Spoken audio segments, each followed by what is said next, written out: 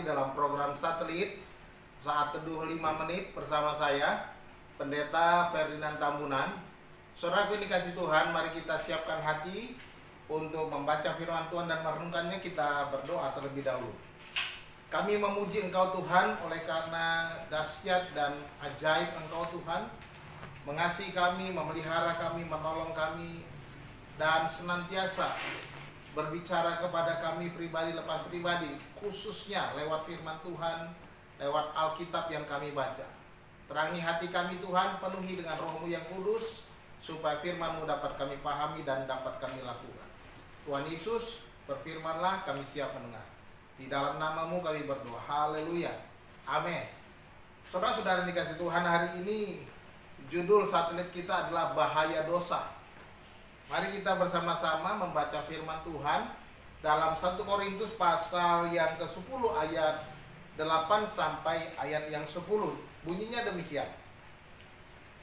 Janganlah kita melakukan percabulan seperti yang dilakukan oleh beberapa orang dari mereka, sehingga pada satu hari telah tewas 23.000 orang.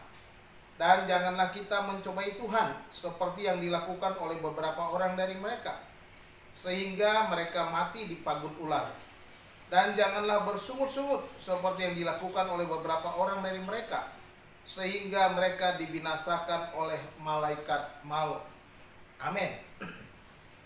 Saudara-saudara, peringatan-peringatan ini Rasul Paulus sampaikan kepada gereja di Korintus dalam suratnya yang pertama ini, mengingatkan sebagaimana di dalam pasal 10 ini Lembaga Alkitab Indonesia memberi judul Israel sebagai suatu peringatan.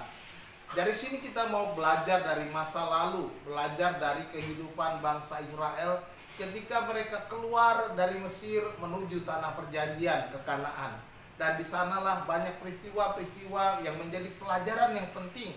Dan Rasul Paulus mengingatkan kepada kita betapa dahsyatnya murka Tuhan atas dosa-dosa yang dilakukan oleh bangsa Israel. Dan dengan demikian juga kita juga sebagai orang yang sudah percaya seharusnya juga menjauhi dosa. Sebagaimana kita mendapat anugerah dari Tuhan, kita harus hidup di dalam anugerah itu dengan kemenangan. Kita melihat di sini ada 3 dosa yang menjadi bahaya yang perlu diingat oleh kita. Yang pertama, di dalam ayat 8 dikatakan adanya dosa percabulan, di mana dikatakan di sana bangsa Israel berzinah dengan perempuan-perempuan Moab, sehingga perempuan-perempuan itu membawa bangsa Israel menyembah kepada Allah bangsa Moab, yaitu Baal Peor, sehingga Tuhan murka kepada mereka dan Tuhan menghukum bangsa Israel itu. Ini adalah dosa yang Tuhan tidak kehendaki, di mana dosa percabulan merupakan dosa yang keji bagi Tuhan. Yang kedua, dosa mencobai Tuhan. Di dalam ayat yang 9 kan jangan kita mencobai, ya, jangan mencobai Tuhan. Nah, saudara dikasih Tuhan, di sini juga diingatkan bagaimana bangsa Israel mencobai Tuhan. Ketika kita melihat di dalam perjalanan mereka melawan Musa dan melawan Allah, mereka berkata menyesal, mengapa kamu bawa kami keluar dari Mesir di padang gurun ini? Nah, ini menunjukkan bahwa mereka telah melawan Allah ketika mereka menyesali tindakan Musa yang membawa mereka keluar dari Mesir. Mereka merasa lebih enak di Mesir. Mereka masih bisa makan sekalipun mereka diperbudak. Tetapi mereka di padang gurun, mereka tidak makan apa-apa. Mereka merasa tidak bisa makan daging lagi. Dan mereka hidup dalam amarah kepada Allah. Disinilah mencobai Tuhan digambarkan di sana. Kita sebagai orang yang percaya sudah mengikuti Tuhan, jangan lagi kita menyalahkan Allah, menyalahkan Tuhan di dalam setiap kehidupan kita. Menyesal kalau saudara menjadi orang yang percaya, sebab Tuhan memelihara kita ketika Dia memanggil kita. Dosa yang ketiga dikatakan dalam ayat yang 10, janganlah bersungut-sungut. Rupanya bersungut-sungut menjadi satu dosa yang menjadi peringatan bagi kita. Artinya sebagai orang percaya seharusnya kita bersyukur. Bangsa Israel bersungut-sungut kepada Tuhan, bersungut-sungut kepada Musa atas kehidupan mereka di perjalanan di padang gurun, dan akhirnya Tuhan marah dan Tuhan menghukum mereka. Ada sekitar 14.700 orang mati kena tulah oleh karena mereka telah bersungut-sungut.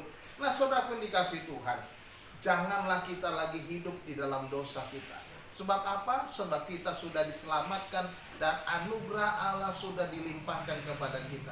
Hiduplah di dalam kekudusan, hiduplah di dalam kebenaran, hiduplah di dalam firman Allah, lakukanlah firman Allah.